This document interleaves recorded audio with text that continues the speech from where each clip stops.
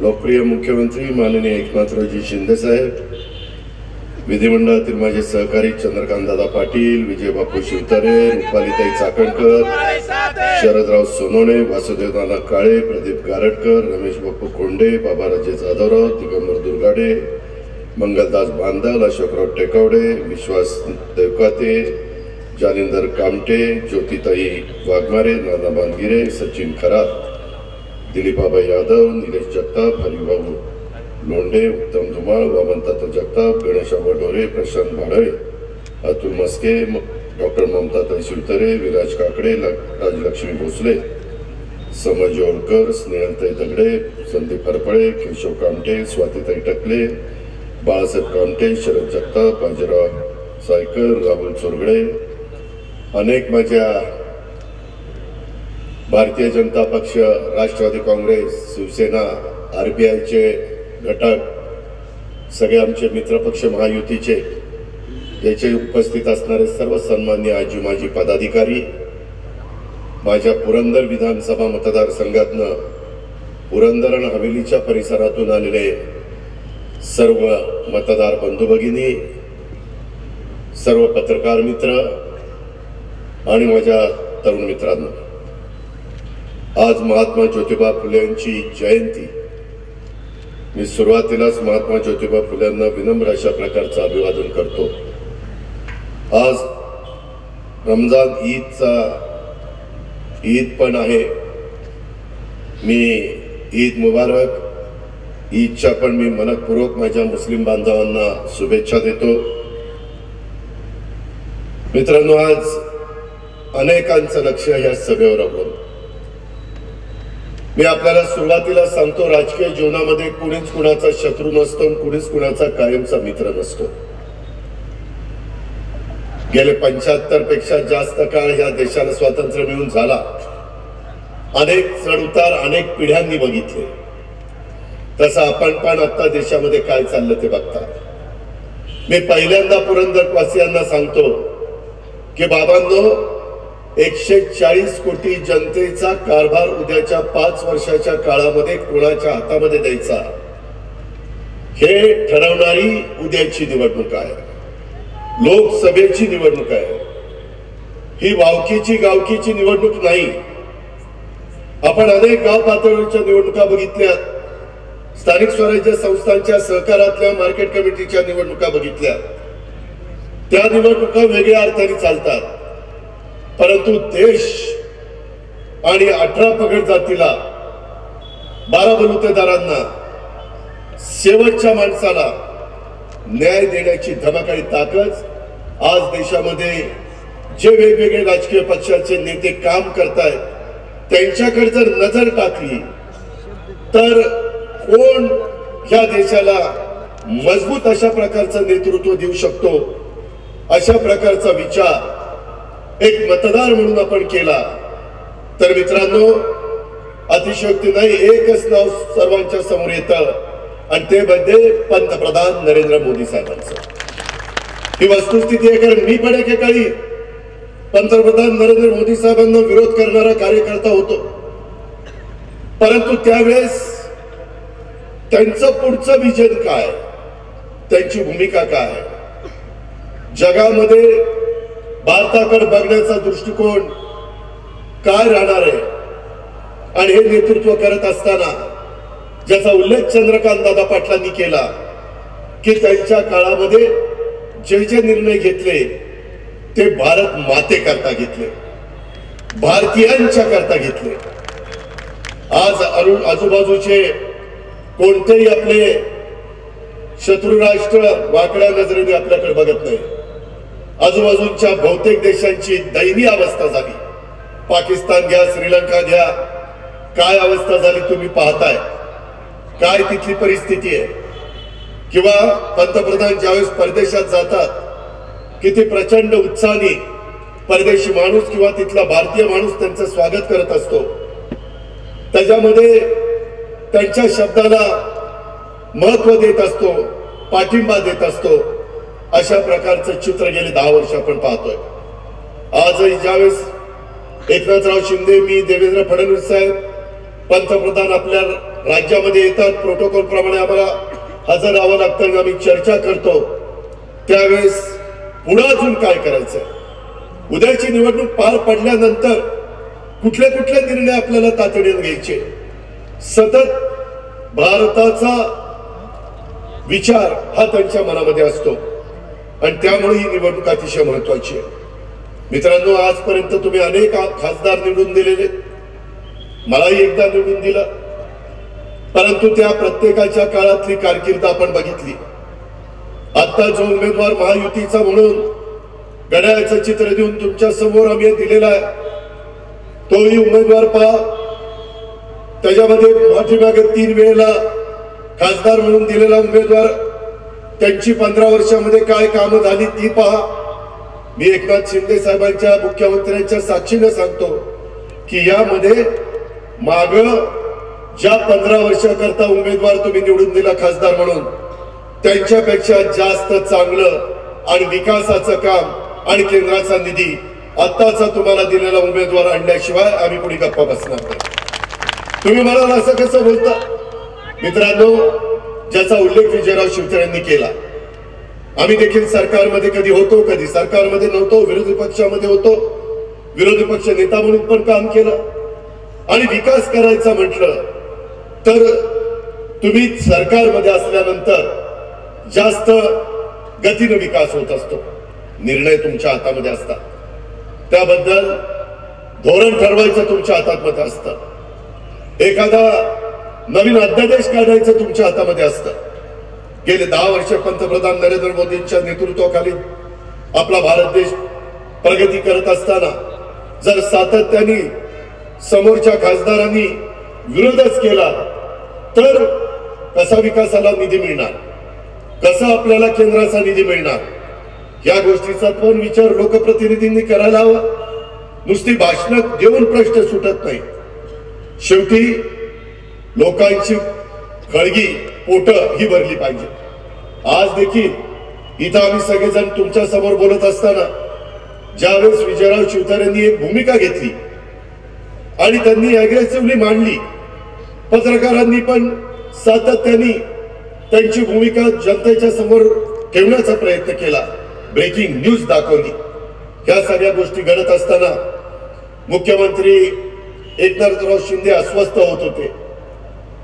त्यांच्या मनामध्ये मी राज्याचा प्रमुख झालोय, भारतीय जनता पक्षाने 115 आमदारांचा पाठिंबा दिला, त्यामुळे आज महायुतीचं सरकार आले आणि ज्या जीवाभावाच्या सहकार्यांच्या करता मी मुख्यमंत्री झालोय आणि या राज्याचा सर्वांगीण विकास करण्याचा मी प्रयत्न करतोय, त्यावेळेस माझ्या जीवाभावाचे सहकारी जर अशा प्रकारची भूमिका घेऊन पुढे चालले तर मग मला तरी कशाला मुख्यमंत्री पद हवंय, मी कुणाकरता हे करणार, अशा प्रकारचं एक मनामध्ये त्यांच्या विचार यायला लागले. आणि त्याच्यातली एक गोष्ट विजयरावांच्या कानावर गेली आणि विजयरावांच्या मनामध्ये क्षणात बदल त्या ठिकाणी झाला. विजयराव जेवढे त्या ठिकाणी एखाद्याच्या मागे लागले की त्याला सळो की पळो करून सोडतात, मग मागचा पुढचा विचार करत नाही. त्याच्यामुळं मी विजयरावांचं शत्रुत्व पण पाहिलंय. आणि मध्ये वर्षा बंगल्यावर आम्ही असताना मी, विजयराव, एकनाथराव शिंदे, देवेंद्र फडणवीस आम्ही सगळेजण बसलो होतो.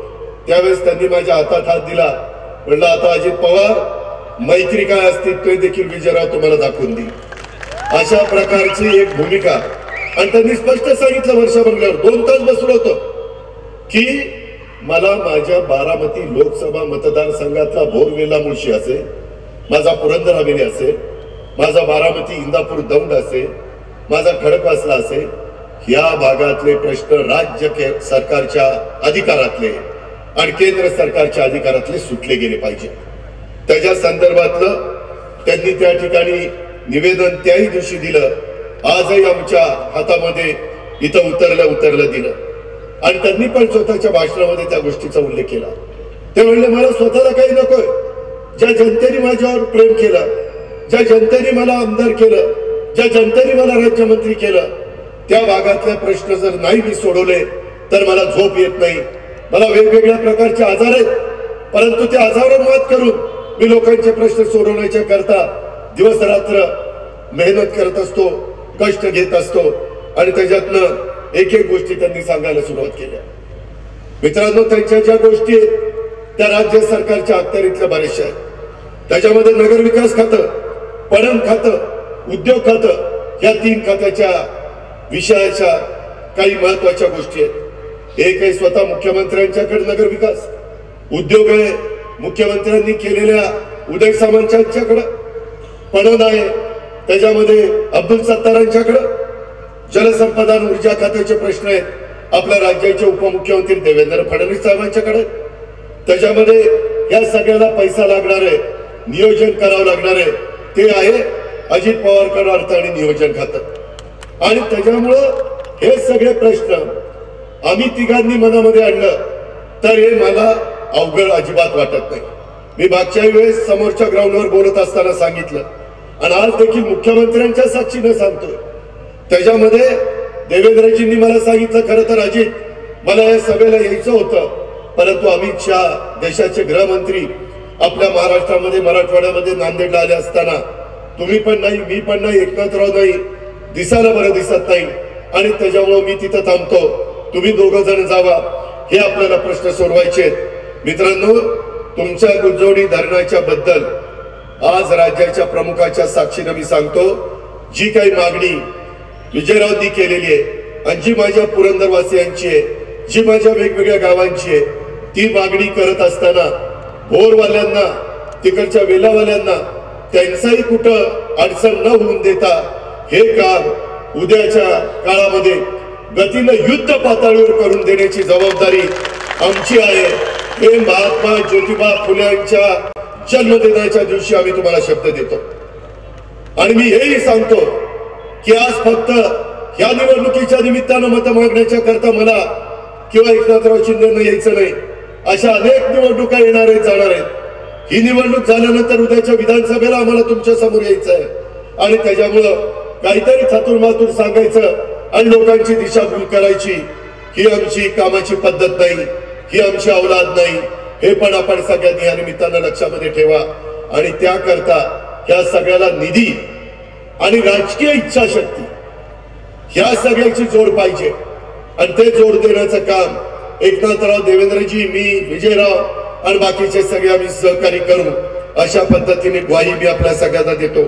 गुंजवणी प्रकल्पावर माझ्या भोरवेल्ला परिसरामध्ये, वांगणी, माझं घर, शिवगंगा खोऱ्यामध्ये तिथंही पाणी पाहिजे, तिथंही आपलीच लोक राहतात, त्याचाही सर्वे त्या ठिकाणी झालाय, त्याच्यामध्ये सुप्रभा पाहिजे.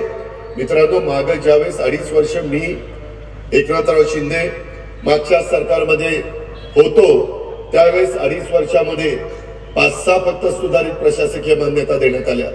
आताच्या काळामध्ये ज्या ज्यावेळेस सुधारित प्रशासकीय मान्यतेचा प्रस्ताव येतो, एकनाथराव शिंदेच्या मार्गदर्शनाखाली, अध्यक्षतेखाली कॅबिनेट त्याला ताबडतोब मान्यता देते. याही प्रकल्पाला प्रशासकीय मान्यता द्यायला विजयराव कोणती अडचण त्या ठिकाणी येणार नाही आणि तेही बरेच दिवसाची जी काही मागणी आहे ती आपण पूर्णत्वाला त्या ठिकाणी देऊ. मी आपल्याला एक सांगतो, विजयरावांनी बऱ्याच मागण्या केलेल्या आहेत. मित्रांनो, आम्ही ज्या सरकारमध्ये गेले, आता मी जुलैपासून त्या सरकारमध्ये, एकनाथरावांच्या समोर कुठलाही विषय आला तर एकनाथराव सांगतात, जनतेचा विरोध पत्करून तो विषय तडीला न्यायचा नाही, लोकांना विश्वासात घ्यायचंय, उद्याच्याला लोकांना मोबदला चांगला द्यायचा आहे. त्यांच्याकडे पाठीमागच्या काळामध्ये समृद्धी महामार्ग नागपूर ते मुंबई होता, त्यावेळेस आम्ही त्या समृद्धी महामार्गाला विरोध करणारे होतो की तुम्ही लोकांच्या जमिनी कशाला घेता, त्याच्यामध्ये तुम्ही लोकांना शेती त्यांची उद्ध्वस्त का करता, कशाला पाहिजे तो महामार्ग. त्या संदर्भातली ही भूमिका औरंगाबादला, धारा, त्याच्यामध्ये संभाजीनगरला आम्ही मेळावे घेतले. परंतु नंतरच्या काळामध्ये एकनाथराव शिंदेंनी त्या लोकांची चर्चा केली आणि त्यांना सांगितलं, तुम्हाला पैसे पाहिजेत ना, तुम्हाला जमीन द्यायच्यात, फक्त चांगला मोबदला पाहिजे, तुम्हाला मी 5 पट मोबदला देतो, तुम्ही त्या ठिकाणी जमीन द्यायला तयार आहे का. जी लोक आमच्याकडं आंदोलन करायला यायची, माहिती घेऊन यायची, त्या सगळ्यांनी आमच्याकडे पाठी दाखवल्या आणि सगळे एकनाथरावांकडे गेले आणि म्हणले करा काम सुरू. सगळ्यांनी पैसे घेतले, काम सुरू झालं. समृद्धी महामार्ग खऱ्या अर्थाने महाराष्ट्रामध्ये समृद्धी आणणारा जवळपास पूर्णत्वाकडे गेलेला. राज्य कारभार करत असताना लोकांचा विरोध पत्करून कुठलंही काम करायचं नाही असं महायुतीच्या सरकारचं धोरण आहे. राज्याच्या मुख्यमंत्र्यांचं धोरण आहे. मी त्यांच्या देखत सांगतो, म्हणजे असंही काही नाही की मुख्यमंत्री इथं नाही, त्यांच्या साक्षीनं सांगतो. आणि त्या प्रकारे इथले जे जे प्रश्न असतील, विमानतळाच्या संदर्भातले प्रश्न असतील, रिंग रोडच्या संदर्भातले प्रश्न असतील, खालच्या भागातले फुरसुंगीचे डेव्हलपमेंट प्लॅनच्या संदर्भातले प्रश्न असतील. आत्ताच विजयराव बोलत असताना शिंदे साहेब मला सांगत होते की अजित, आपण जर काही गावं एखाद्या महानगरपालिकेमध्ये घेतली किंवा ग्रामपंचायतीची काही वेगळ्या प्रकारची भूमिका घेऊन तिथं आपण नगरपालिका केली तर तिथला टॅक्स वाढतो. आता आपण नवीन धोरण स्वीकारलेलं आहे.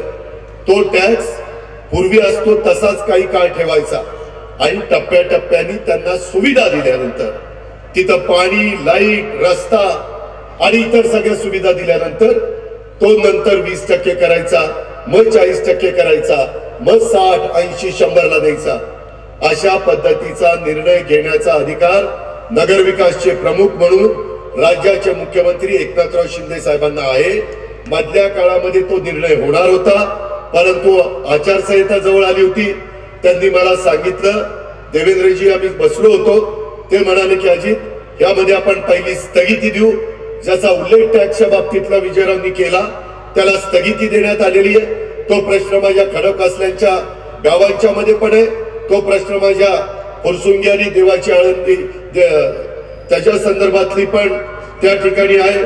अशा उरळी देवाची, मी चुकून देवाची आळंदी बोलतो, उरळी देवाची आणि फुरसुंगीच्या आहे. आणि ह्या पद्धतीनं ते मला म्हणाले की आपली 5व्या टप्प्यातली मतदान झालं की 6वा 7वा टप्पा देशात आहे, तो संपला की आचारसंहिता संपणार आहे. पण तो आपली टप्पा झाल्यानंतर, मतदान झाल्यानंतर आचारसंहिता शिथिल केली जाईल. त्यावेळेस आपण याच्या मागे लावू आणि त्याच्यातनं आपल्याला अध्यादेश काढावा लागेल. उद्याच्या येणाऱ्या जून मध्ये आपलं जे अधिवेशन आहे त्याच्यामध्ये आपल्याला बिल आणावं लागेल आणि तशा पद्धतीनं त्यांनी सूचना दिलेल्या आहेत. त्याच्यामुळं पुरंदरवासियांनो, हवेलीवासियांनो आणि माझा खडकवासला आणि बाकीचा जो भाग माझ्या पुणे जिल्ह्यामध्ये येतो त्या सर्व सहकाऱ्यांना सांगेन की त्याही बाबतीमध्ये मुख्यमंत्र्यांनी लक्ष घातलेले, स्थगिती दिलेली आणि त्याच्यानंतर साधारण त्या भागातल्या माझ्या नागरिकांना परवडेल अशा पद्धतीनं तो टॅक्स तिथं लावला जाणार आहे. याही गोष्टीची नोंद आपण सर्व सहकारी मित्रांनी घ्यावी. विमानतळाच्या बाबतीमध्ये देखील जनतेचं सहकार्य असेल, शेतकऱ्यांचा पाठिंबा असेल तरच आम्ही त्यामध्ये पुढे जाणार. ही गोष्ट आपण लक्षामध्ये घ्या. पण आज आपल्या जिल्ह्यात कुठं ना कुठं आंतरराष्ट्रीय दर्जाचं विमानतळ ज्या भागातले शेतकरी, ज्या तालुक्यातले शेतकरी पुण्याच्या आजूबाजूला जमीन द्यायला तयार होती, तिथं आपल्याला पुढच्या जर आपल्या 4 पिढ्यांचं भलं होणार असेल तर विमानतळ केल्याशिवाय गत्यंतर नाही. पण हे करताना लोकांचा विरोध डावलून, पोलिसी खात्यात दाखवून, दंडुकेशाही करून आम्ही कुठलंही काम महायुतीच्या सरकारमध्ये एकनाथराव शिंदे साहेबांच्या नेतृत्वाखाली करणार नाही. ही पण गोष्ट मी तेवढीच स्पष्टपणे आपल्या सगळ्यांच्या लक्षामध्ये या निमित्तानं आणून देऊ इच्छितो. उरळी देवाच्या संदर्भात, फुरसुंगीच्या संदर्भामध्ये विशेषतः पाण्याच्या बद्दल 118 कोटीचं मजिप्रचं कामाचा उल्लेख त्यांनी केला. सुरुवातीला मी तिथं होतो तेव्हा 25 कोटी दिले. त्याच्यानंतरच्या काळामध्ये एकनाथरावांनी बाकीचे सगळे पैसे दिले. तिथं अजून पण काही भागामध्ये मिसिंग वितरण लाईन्स टाकावे लागणार आहेत. त्या पण टाकण्याच्या बद्दल राज्य सरकारने सकारात्मक भूमिका घेतलेली आहे. त्याच्या संदर्भामध्ये हे सगळं काम करत असताना बारामतीच्या 29 जिरायत गावासह माझ्या पुरंदरच्या 5 गावांच्या साठी नीरा नदीतलं जे पाणी ओव्हरफ्लोचं आपल्या वीर मधनं पडतं, वीर धरण हे साधारण 9 TMCच आहे. तुम्हाला आश्चर्य वाटेल, 3 वेळेला 4 वेळेला वीर धरण भरेल एवढं पाणी वीरवरून खाली पडतं. नीरा नरसिंग पासून भीमेला मिळतं आणि भीमेपासून कर्नाटकाला निघून जातं. ही फॅक्ट आहे, ही वस्तुस्थिती आहे. आणि त्याच्यामुळं वीर मधनं खाली पडणारं पाणी तिथं मोठं जॅकवेट करायचं आणि तिथनं मोठा पंप लावून त्या ठिकाणी उचलायचं. मित्रांनो, हे आता घडू शकतं. ह्याच्या पाठीमागच्या काळामध्ये एवढे मोठे पंप नव्हते. तुम्हाला माहितीये आपल्या देशातल्या एका राज्याने तिथल्या मुख्यमंत्र्यांनी 1,00,000 हॉर्सपॉवरचे पंप तिथं बसवले आणि त्यांच्या क्षेत्राला बागायती केलेलं. 1,00,000 हॉर्सपॉवर. तुमच्या आमच्या घरात 3ची 5ची 7.5ची 10ची 15ची 20ची मोटर असती. 1,00,000 विचार करा. आणि तशा पद्धतीनं आज भारतामध्ये चालू आहे. त्यांनी तर 2,00,000 हॉर्सपॉवरचे पंप बसवलेले आहेत आणि त्यामुळं त्यांनी ज्यावेळेस भूमिका मांडली, मी देवेंद्रजींना सांगितलं की देवेंद्रजी मी पण अधिकाऱ्यांशी बोलतो, कारण 5 वर्ष माझ्याकडे खातं होतं, विजयरावांच्याकडे पण काही वर्ष हे खातं राज्यमंत्री म्हणून त्यांनी पाहिलेलं होतं आणि त्याच्यामुळं हे पाणी कुणाच्या तोंडाचा घास आपण काढत नाही. हे ओव्हरफ्लोचं पाणी साधारण 1.5-2 महिने आपलं वीर धरण भरल्यावर जे जातं ते तिथल्या तिथं मोठ्या प्रमाणावर उचलायचं आणि वरच्या भागामध्ये जेवढी तळी आहेत, जेवढे साठवण बंधारे आहेत, जेवढे त्या ठिकाणी शेततळी आहेत, हे सगळे भरून जे नाजरे तिथं खालच्या बाजाराला केटीवेअर आहेत किंवा आपल्या करेला केटीवेअर आहेत, ह्यामध्ये ते करता येतं. हे स्वप्न नाही, ही वस्तुस्थिती आहे आणि हे आपण करू शकतो. आणि तशा पद्धतीची आर्थिक क्षमता ही तुमच्या माझ्या राज्याची आहे. 1 नेशन 1 टॅक्स स्वतः नरेंद्र मोदी साहेबांनी आणला. तुम्हाला माहिती आहे देशामध्ये सगळ्यात जास्त टॅक्स देणारं जीएसटीचं आपलं राज्य. आपण जीएसटी त्यांना निम्मा देतो, निम्मा आपल्याला ठेवतो.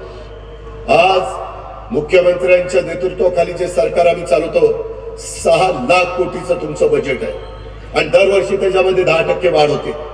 म्हणजे 6.5 लाख 7 लाख असं ते वाढत जातं. तेवढी ताकद तेवढी क्षमता महाराष्ट्राच्या भूमीमध्ये आहे आणि देशाच्या पंतप्रधानांना पण आपली अर्थव्यवस्था 5व्या क्रमांकावर 3ऱ्या क्रमांकावर द्यायची. त्याचा फायदा आपल्यालाही होणार आहे, कारण आपल्या मुख्यमंत्र्यांनी आपली अर्थव्यवस्था त्या 3ऱ्या क्रमांकावर जाईल. त्याच्या वेळेस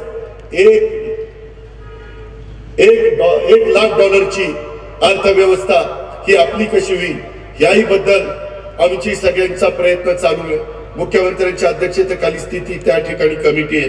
मित्रांनो, हे जसं नीरा नदीतनं करा नदीत आणि इतर भागामध्ये पाणी आणायचं सिंचनाद्वारे मी आपल्याला सांगितलं, तसं उतरवलीला MIDC तिथं काहीतरी 700 का काही एकर जमीन विजयराव म्हणत होते की 750 आहे.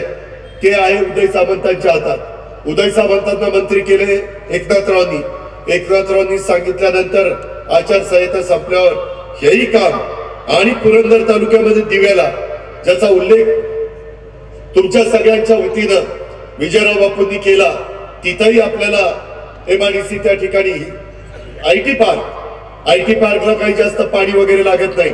IT पार्कला फक्त जमीन लागती. रहदारीच्या दृष्टिकोनातून रस्ते चांगले लागतात. त्याच्यामध्ये मेट्रो लागती. आम्ही आता मेट्रो देखील पुढे आणायचं ठरवलेलं आहे. टप्प्याटप्प्यानी या मुख्यमंत्र्यांचं आणि महायुतीच्या सरकारचं स्वप्न आहे की सासवड पर्यंत मेट्रो आणायची. आता आम्ही तिथं कात्रज पर्यंत आणली. तिथंच त्या ठिकाणी मंजुरी चांदणी चौकापर्यंत दिली. इकडं हडपसरच्या पुढं आम्ही लोणी काळभोर पर्यंत जातोय. तिकडं आम्ही वाघोली पर्यंत जातोय. तिकडं आम्ही चाकण पर्यंत जातोय आणि इकडं आम्ही सासवड पर्यंत येणार आहे. हे करायला केंद्राचा पैसा लागतो. मेट्रो करायची म्हटलं तर 20% केंद्राचे, 20% राज्याचे आणि 10% तिथले स्थानिक आणि 50% कर्ज. त्याच्याकरता आपल्या विचाराचा सत्ताधारी पक्षाच्या विचाराचा खासदार गेला पाहिजे. नुसता विरोधी पक्षामध्ये भाषण करून जाणारा खासदार काही उपयोगाचा नाही. भाषण करून तुमचं पोट भरणार आहे का? 10 वर्षात भरलंय का? त्याचा विचार तुम्ही केला पाहिजे. आम्ही हे कशा करता एकत्र आलो? बापूंनी पण ही भूमिका का घेतली? मी बारामतीला परवा सांगितलं, आत्ता बापूंनी दाखवावं. त्याच्यामध्ये शिंदे साहेबांना पुन्हा कुणाचे रात्री उशिरा फोन येत होते बापूंना, असं करू नका बापू, माघार घेऊ नका, लढा. कारण कुणाचं तरी साधत होतं ना. म्हणजे माझ्या शेतकऱ्यांचं भलं करण्याच्या करता बापू ज्यावेळेस पुढाकार घेतात, तिथं एखाद्याने सांगितलं असतं बापू तुम्ही करताय ते आमच्या बारामती लोकसभा मतदारसंघाच्या जनतेच्या भल्या करताय, माझा पाठिंबा, हे तर दिलं सोडूनच 5-5, 7-7 फोन बापूला. बापू म्हणले कधी माग माझी आठवण आली नाही, आता लयच आठवण आली, सारखी चुचकी लागती, सारखी चुचकी लागती. हे असलं झालं. मित्रांनो, राजकारणामध्ये मी बोलत असताना फार स्पष्ट बोलणारा कार्यकर्ता, मीच माग 3-3 वेळेला त्या खासदाराला मतं मागितलेली, परंतु आता महायुतीच्या खासदाराला मतं मागण्याच्या करता मी एकत्र आले आणि याच्यातून मी बारामतीमध्ये जसा कायापालट केलाय, मी पिंपरी चिंचवडला जसा कायापालट केलाय, तशा पद्धतीनं कायापालट करण्याची धमक हे आमच्यामध्ये आहे. आणि त्या संदर्भामध्ये बारामती लोकसभा मतदारसंघाचा एकनाथरावांच्या देवेंद्रजींच्या मदतीनं, तिथं केंद्र सरकारच्या मदतीनं आपल्याला सगळा बदल करायचा आहे, आपल्याला कायापालट करायचा आहे. तुम्ही म्हणाल की आता पुढे कसं होणार. माझी ज्यावेळेस मोदी साहेबांची आणि अमित शाह साहेबांची ओळख झाली, मी त्यांना म्हणलं की आमच्या बारामतीतली रेल्वे लास्ट स्टॉप आहे, आम्हाला शेवटचं स्टेशन बारामती, आम्हाला कुठंच पुढे जाता येत नाही, इथनं फार तर जाऊ. ज्याचा उल्लेख आता आमच्या बापूंनी केला की पुणे दौंड लोकल, ही पुणे दौंड लोकल तर तसं बघितलं तर फार सोपं काम आहे, फक्त इच्छाशक्ती पाहिजे. बापू ते आपण मोदी साहेबांच्या आणि रेल्वे मंत्र्यांच्या मागे लागून मी एकनाथराव देवेंद्रजी दिल्लीला जातो त्यावेळेस ते सांगून आपण ते करून घेऊ, त्याला काही मला अडचण वाटत नाही. पण बारामतीतली रेल्वे 15 वर्ष चाललंय आमचं, फलटणला जोडायची, फलटणला जोडायची, फलटणला जोडायची, जोडणं काही होत नव्हतं.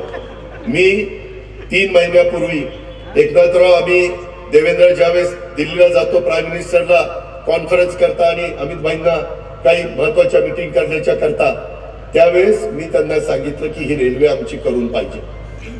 मला मोदी साहेब म्हणले, अजित मी आता आचारसंहिता लागायच्या आत आपल्या भारतातल्या कितीतरी ठिकाणच्या रेल्वेची भूमिपूजन, रेल्वे लाईनची भूमिपूजन, त्याच्यामध्ये स्टेशनची भूमिपूजन ऑनलाईन करणार आहे. त्या ऑनलाईन कार्यक्रमाला एकनाथराव हजर होते आणि काही ठिकाणी झेंडा दाखवून ती रेल्वे नवीन सुरू करणार होते. ते म्हणले, अजित मी त्याच्यामध्ये बारामती फलटण रेल्वे टाकतो. तुम्ही आश्चर्यचकित व्हाल, ज्यावेळेस त्यांनी भूमिपूजन, काही उद्घाटन भूमिपूजन ऑनलाईनवर केली, त्याच्यामध्ये बारामती फलटण रेल्वे आली आणि त्यांनी केली. मित्रांनो, आपल्या विचाराचे सरकार केंद्र सरकारमध्ये असलं तर काय घडू शकतं हे आम्ही उघड्या नजरेने बघितलं. आता जी कामं आम्ही सांगितली त्या कामाला केंद्राचा पण आम्हाला मदत लागणार आहे. केंद्राचा पण निधी केंद्र सरकार त्या ठिकाणी देऊ शकतं. त्याच्यामध्ये आज इथलं सरकार हे केंद्राला सपोर्ट करणारं सरकार आहे. महायुतीचं सरकार हे मोदी साहेबांच्या सरकारला सपोर्ट करणारं सरकार आहे. त्यामुळे जे जे प्रस्ताव एकनाथरावांच्या नेतृत्वाखाली कॅबिनेटमध्ये मंजूर करून शिफारस केले जातात, ते प्रस्ताव तिथं मंजूर केले जातात. मग ते दुष्काळाच्या संदर्भातले असू द्यात, NDRF SDRF चा निधी देण्याच्या संदर्भातले असू द्यात, केंद्र सरकारचे कुठले प्रकल्प आणण्याच्या संदर्भातले असू द्यात, किंवा वर्ल्ड बँकेकडनं निधी देण्याच्या संदर्भातले असू द्यात. पुण्यामध्ये जायकाच्या करता 1000 कोटी रुपये ते नदी सुधार कार्यक्रमाला आले. पुण्यामध्ये आपले STP सिवरेज ट्रीटमेंट प्लांट ते पूर्णत्वाला नेण्याच्या करता करोड रुपये आले. आणि मित्रांनो, परदेशात पैसे किती टक्क्याने मिळतात माहितीये? अर्धा% व्याज. जपान गव्हर्नमेंट अर्धा% व्याजाने पैसे देतात आणि ते पैसे तशा पद्धतीने आणण्याची ताकद आज नरेंद्र मोदी साहेबांच्या शब्दामध्ये. म्हणून आपल्याला ह्या सगळ्या गोष्टी करायच्या. तुम्ही भावनिक होऊ नका. काही जण भावनिक करण्याचा प्रयत्न करतील. सगळ्यांना तुम्ही आतापर्यंत निवडून दिलंय, सगळ्यांची कारकीर्द बघितली. 91 ला अजित पवारची 6 महिन्याची कारकीर्द बघितली, त्याच्यानंतर पवार साहेबांची कारकीर्द बघितली, त्याच्यानंतर सुप्रियाची कारकीर्द बघितली. त्याही कारकिर्दीमध्ये काय काय झालं केंद्रात ते पाहिलं. आता 5 वर्षाच्या करता तिसऱ्यांदा नरेंद्र मोदी साहेब पंतप्रधान करण्याचा निश्चय संकल्प हा भारतातल्या जनतेने केलेला आहे. त्यावेळेस त्यांच्या विचाराचा खासदार हा आपल्याला पुणे लोकसभा मतदारसंघातलं मुरलीधर मोहोळ, माझ्या मावळ लोकसभा मतदारसंघातलं श्रीरंगप्पा बारणे, माझ्या शिरूर लोकसभा मतदारसंघातलं शिवाजीराव आढळराव पाटील आणि ह्या मतदारसंघातनं सुनेत्रा अजितदादा पवार या पद्धतीनं आम्ही उमेदवार दिलेले. काही ठिकाणी घड्याळ आहे, काही ठिकाणी कमळ आहे, काही ठिकाणी धनुष्यबाण आहे. शेवटी आम्ही सगळेजण विकासाला हपापलेलो आहोत. जसं विकासाभिमुख कारभार विकास पुरुष म्हणून मोदी साहेब करतात तशा पद्धतीनं आपल्याही राज्याचा कारभार तेवढ्याच तडफेने करण्याचा आमच्या राज्य मुख्यमंत्र्यांचा राज्याचा प्रयत्न आहे. उतरवलेला पण एमआयडीसी तेही आपल्याला मार्गी लावायचे, तेही आपण मार्गी लावू. जेजुरी देवस्थान 109 कोटी जसे पैसे संपतील, पैशापासून पैसे नाही म्हणून बापू काम थांबणार नाही जेजुरीचा. तुम्ही काळजीच करू नका. तुम्ही फक्त सगळ्या जेजुरीकरांनी सगळ्या पुरंदरवासियांनी काम दर्जेदार जेवढं लवकर मारता येईल तेवढं मारा काम, आणि त्याच्यातनं निधी देण्याची जबाबदारी ही आमची सरकारची राहील. त्याचबरोबर त्याच्यामध्ये पुरंदर उपसा सिंचन योजना, नवीन पंपासाठी देखभाल दुरुस्तीसाठी मला आठवतंय दादा जाधवराव आमदार असताना 220 कोटीचं टर्नकी बेसिसवर हे टेंडरने दिलेलं होतं. फायनलचंही माझीच आहे. त्याच्यानंतरच्या काळामध्ये त्याच्यात बरेच वर्ष झाली. आता पंप खराब झाले, आता मोटारी खराब झाल्या, आता हाय स्पीडच्या मोटारी आल्या, आता नवीन पंप आले, काही काही ठिकाणी पाईपलाईन थोडी खराब झाली. ते सगळं दुरुस्त करायला प्लॅन एस्टिमेट केलं. 54 कोटी रुपये लागत होते. 54 कोटी 10 मार्च 2024 रोजी मुख्यमंत्र्यांनी शासन निर्णय निर्गमित केलेला आहे. मगाशी जसं त्यांनी सांगितलं दादानी, मी सही केल्यानंतर फायनल सही सीएम साहेबांच्या हस्ते विकास कामाला आम्ही ज्यावेळेस सही करतो आणि मुख्यमंत्र्यांच्याकडे फाईल घेऊन जातो, मुख्यमंत्री 1 मिनिट लावत नाही, ताबडतोब कोबडा काढून टाकतात. ते म्हणतात विकासाचं आहे ना, महाराष्ट्राच्या भल्याचं आहे ना, करून टाका. आणि आपले 24 कोटी रुपये 10 मार्चला मंजूर झालेले, ताबडतोब त्याचा आता टेंडर निघून ती पण कामं होतील. आणि माझ्या पुरंदरवासियांचं जे दुखणं आहे तिथं पण काही काही वेगवेगळ्या प्रकारचे प्रश्न आहेत. बंद पाईपलाईन केली तर आणखी ते पाणी जास्त लोकांना पुरेल. तिथं खराब पाणी येतं, वास मारणारं पाणी येतं, म्हणून आम्ही सिव्हरेज ट्रीटमेंट प्लांट हे तिथं बसवतोय. ते बसवल्यानंतर माणसांच्या पिण्याच्या योग्यतेचं नाही पण जनावरांच्या पिण्याच्या योग्यतेचं पाणी चांगलं करण्याचा आमचा सगळ्यांचा प्रयत्न आहे. राज्याचे मुख्यमंत्री आपल्या मुंबई महाराष्ट्र देशामध्ये सगळ्यात प्रदूषण असणारं शहर आहे. तुम्हाला माहिती आहे त्यांनी काय केलं? जे सिव्हरेज ट्रीटमेंट प्लांटचं पाणी आहे मुंबईचं, जे मुंबईमध्ये ड्रेनेजचं सोडलं जातं, ते पाणी चांगलं करून टँकर मध्ये भरलं जातं आणि त्याच्यातनं रस्ते धुतले जातात. रस्ते धुवायला लागल्यापासून मुंबईचं प्रदूषण कमी झालेलं आहे, मुंबईचं लाईफ वाढलेलं आहे. आणि ती किमया मुख्यमंत्र्यांनी करून दाखवली. काही काही जण म्हणाले अरे पाणी प्यायला नाही, कुठं पाणी मारत चालले. अरे ते पाणी समुद्राला सोडायचं होतं. ते जे काही मैला वगैरे जे जातो ड्रेनेज, त्याचं सिव्हरेज ट्रीटमेंटचं स्वच्छ केलेलं पाणी प्यायच्या योग्यतेचं नव्हतं, परंतु धुण्याच्या किंवा पिकाच्या किंवा झाडांच्या किंवा रस्ते स्वच्छ करण्याच्या योग्यतेचं होतं. वाईट काय झालं हेही आपण त्या बाबतीमध्ये बघितलं पाहिजे. दिवे येथे प्रस्तावित राष्ट्रीय बाजार हा प्रश्न मला काही नीट समजला नाही. मी त्याच्यामध्ये अब्दुल सत्तार किंवा पाण्यांच्या सचिवांशी बोलून त्या संदर्भामध्ये लक्ष निश्चितपणे घालीन आणि मुख्यमंत्री पण त्याबद्दल बोलतीलच. आणि मला मगाशी आम्ही विजयरावांच्या इथं जरा लवकर आलो तर एकाने सांगितलं की 10 पट पाणीपट्टी वाढवली. 10 पट पाणीपट्टी MWRR नी वाढवलेली होती. ज्यावेळेस कॅबिनेटमध्ये आम्ही मुख्यमंत्र्यांच्या लक्षामध्ये आणून दिलं, मुख्यमंत्री महोदय जलसंपदाच्या सचिवावर चिडले आणि म्हणले पहिलं पूर्वी जसं होतं तशी पाणीपट्टी करा. 10 पट वाढलेली पाणीपट्टी पुन्हा जागेवर आली, GR निघालेला आहे, तुम्हाला कुणालाही 10 पट पाणीपट्टी भरावी लागणार नाही. तेव्हा हा GR हा सूर्यराज यात्रा किती तारखेचा GR आहे? 2/2/2024 GR. काय GR आहे? जलसंपदा विभागाने सहकारी उपसा सिंचन योजनेच्या करता पाणीपट्टीचे दर हे सगळे जसेच्या तसे ठेवलेले. जर शेतकऱ्यांचे प्रश्न जाणून घेणारा राज्याचा प्रमुख असेल आणि मंत्रिमंडळातले सहकारी असतील तर कशा पद्धतीनं काम होत आहे. मित्रांनो, कांद्याच्या बाबतीमध्ये देखील आमची खंत आहे, परंतु त्याच्या संदर्भात आता कांदा निर्यातीला पुन्हा परवानगी देण्यात आलेली आहे. कांदा उत्पादक शेतकऱ्याला त्याच्यातनं मदत होणार आहे. माझ्या दूध उत्पादक शेतकरी अडचणीत होता, मुख्यमंत्र्यांनी 5 रुपये लिटरला वाढवून दिले. अजून काहींना पैसे मिळत नाहीत, काही अडचणी आहेत. उद्याची आचारसंहिता संपू द्या, त्या अडचणी दूर करण्याचं काम आम्ही सगळेजण कॅबिनेटमध्ये करू. परंतु तुम्हाला अधिकचे 5 रुपये वाढवून देऊ, त्याबद्दल आपण काळजी करू नका.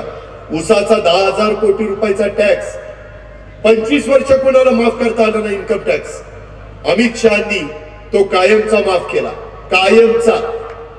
तुमचाही ऊस सोमेश्वर कारखान्याला जातो आणि आता FRP पेक्षा जास्त दर दिला तर टॅक्स लागत नाही. माग 25 वर्ष अनेक जण दिल्लीमध्ये गेले, पण कुणाला ते काढून टाकता आलं नाही. थांबवलं, पण टांगती तलवार काढली नाही. आता मात्र अमित शहा साहेबांनी ती पूर्ण टांगती तलवार त्या ठिकाणी काढून टाकलेली आहे. अशा पद्धतीच्या कितीतरी गोष्टी ह्या व माझ्या कचऱ्याच्या संदर्भातला उरळी देवाची आणि त्या भागातले प्रश्न असतील, रस्त्याच्या संदर्भातले प्रश्न असतील, दिवे घाटमध्ये अपघात कमी करण्याच्या करता, वाहतुकीची कोंडी सोडवण्याच्या करता, इकडून देखील आपण ज्यावरून कोंडव्यावरून येतो त्यावेळेस तोही घाट आता आम्ही 10 मीटर करण्याचा निर्णय घेतलेला आहे. 10 मीटर. तो पहिल्यांदा 4 लेन करायचा होता, परंतु 4 लेनला अडचण येते म्हणून 10 मीटरला 200 काहीतरी कोटी रुपये लागतायत. अशा पद्धतीनं तेही काम आपण त्या बाबतीमध्ये करतोय. आणि मग डेव्हलपमेंटची कामं असतील, इतर कामं असतील, ही सगळी कामं महायुतीच्या सरकारच्या माध्यमातून आपण करणारच आहोत. परंतु त्याचबरोबर केंद्राचा निधी आपला महाराष्ट्र हे कोयना किंवा उजनी सारखं आहे आणि आपला केंद्र सरकार समुद्रासारखं आहे. एवढं मोठं त्यांचं बजेट असतं आणि त्याकरता त्यांच्या विचाराचे खासदार उद्याच्याला 48 पैकी मोदी साहेबांनी विदर्भात सांगितलं सर्वच्या सर्व खासदार निवडून द्या. त्यांची विनंती आहे. आज विरोधक काही खोटं बोलतात, म्हणतात परत मोदी आल्यानंतर निवडणुकाच होणार, परत मोदी आल्यानंतर संविधान बदललं जाईल, परत मोदी आल्यानंतर घटना बदलली जाईल. साफ चुकीचं आहे. 10 वर्ष उलट चांगलं चाललेलं आहे, अजून चांगलं करायचं. आणि मोदी साहेब देशाकरता करतायत. मोदी साहेब दुसऱ्या कुणा करता करत नाही, 140 कोटी जनतेच्या करता करतायत. हा विचार माझ्या पुरंदर हवेली वासियांनी या निमित्तानं केला पाहिजे. आणि ज्या पद्धतीनं आज तुमच्या भल्याकरता तुम्ही सगळ्यांनी विजय बापूंच्या पाठीशी उभे राहिला होता, परंतु माझ्या बारामती लोकसभा मतदारसंघ आणि पुरंदर मतदारसंघातल्या हे प्रश्न सोडवण्याच्या करता त्यांनी वर्षावर आम्हाला बैठक घ्यायला लावली आणि त्याकरता इथल्या लोकांच्या मध्ये आर्थिक सुबत्ता यावी, आमच्या बारामती लोकसभा मतदारसंघामध्ये रोजगार निर्माण व्हावा, मोठे मोठे कारखाने यावे, IT हब व्हावा, वेगवेगळ्या पद्धतीनं त्या ठिकाणी गुंतवणूक व्हावी, याकरता त्यांनी ही भूमिका घेतली. त्याच्यामुळं तुमच्या मनामध्ये असणारी नाराजी, तुमच्या मनामध्ये असणारा खंत कृपा करून काढून टाका. पुढच्या पिढीचं भवितव्य कशात आहे हे कृपा करून आपण त्या ठिकाणी पहा. मला विश्वास आहे तुम्ही जर सहज नजर टाकली तर आज देशातल्या सर्व राजकीय पक्षांच्या नेत्यांना समोर आणलं तर आज फक्त आणि फक्त नरेंद्र मोदी साहेबच या ठिकाणी या देशाच्या 140 कोटी जनतेला मजबूतीनं पुढे घेऊन जाऊ शकतात. हीच खात्री आपल्याला सगळ्यांना आहे. म्हणून आपण उद्याच्या निवडणुकीच्या निमित्तानं बारामती लोकसभा मतदारसंघामधनं महायुतीच्या उमेदवार या नात्याने आपण घड्याळाचं चिन्ह घेऊन उभे असणाऱ्या सुनेत्रा अजितदादा पवार, मी अजितदादा का म्हणतो ते नाव सुनेत्रा अजितदादा पवार त्या ह्याच्यामध्ये आहे, कशात इलेक्शन मशीन मध्ये EV मध्ये, त्याच्याकरता म्हणतो. नाहीतर म्हणाली नेहमी अजित पवार म्हणतो. आता अजितदादा काय चाललंय तर ते त्याच्याकरता चाललंय, माझ्याकरता नाही चाललंय. तर या पद्धतीनं आपण लक्षामध्ये घ्या. आजच्या सभेच्या निमित्तानं वेळात वेळ काढून आज राज्याच्या मुख्यमंत्र्यांना पण सगळीकडे जायचं असतं, परंतु त्यावेळेस वर्षावर त्यांनी शब्द दिलेला होता त्यांनी सांगितलं तिघांनी यायचं आणि पुरंदरला समोर सांगायचं, सगळ्या जनतेला समोर सांगायचं. त्याच्यामध्ये कुठल्याही परिस्थितीमध्ये आपण ह्या सगळ्या गोष्टी करण्याच्या करता आजची ही सभा लावली. म्हणून मुख्यमंत्री आले. आपल्या जिल्ह्याचा पालकमंत्री या नात्याने आपल्या सर्वांच्या वतीनं राज्याचे मुख्यमंत्री आज पुणे जिल्ह्यामध्ये आल्याबद्दल त्यांचं मी मनापासून स्वागत करतो. दुष्काळाच्या बाबतीमध्ये देखील कुठलीही कमतरता, कितीही पैसा लागला तरी आपल्या महाराष्ट्र सरकार त्याच्याबद्दल कुठला निधी कमी पडून देणार नाही. पुरंदर मधील शेतकऱ्यांना दुष्काळ निधी प्रत्येक शेतकऱ्याच्या बँक खात्यावर 15,000 ते 22,000 रुपये जमा झालेत. 35,000 शेतकऱ्यांना त्याचा लाभ झालेला आहे. ह्याची पण कृपया करून नोंद आपण घ्या आणि इथून पुढच्या काळामध्ये ज्या ज्या माझ्या सहकारी मित्रांना ज्या अठरा पगड जातील, अडचणी येतील, ज्या माझ्या शेतकऱ्यांना अडचणी येतील, आया बहिणींना अडचणी येतील, त्या दूर करण्याच्या करता राज्यामध्ये महायुतीचे प्रमुख या नात्याने एकनाथराव शिंदेचं महायुतीचं सरकार हे तुमच्या पाठीशी निश्चितपणे कायम उभं राहील. आणि त्याचबरोबर तिसऱ्यांदा देशाचं पंतप्रधान झाल्यानंतर मोदी साहेब देखील मोठ्या प्रमाणावर विकास निधी आपल्या महाराष्ट्राला देण्याच्या करता निश्चितपणे यशस्वी होतील. हा शब्द मी आपल्याला सगळ्यांना देतो आणि आपल्या सगळ्यांची रजा घेतो. जय हिंद, जय महाराष्ट्र. नवनवीन घडामोडी पाहण्यासाठी स्टार महाराष्ट्र न्यूजला सबस्क्राईब करा आणि ताज्या बातम्यांचे अपडेट मिळवण्यासाठी बेल आयकॉनला प्रेस करा आणि परिपूर्ण बातमी बरोबर रहा, इतरांपेक्षा एक पाऊल पुढे.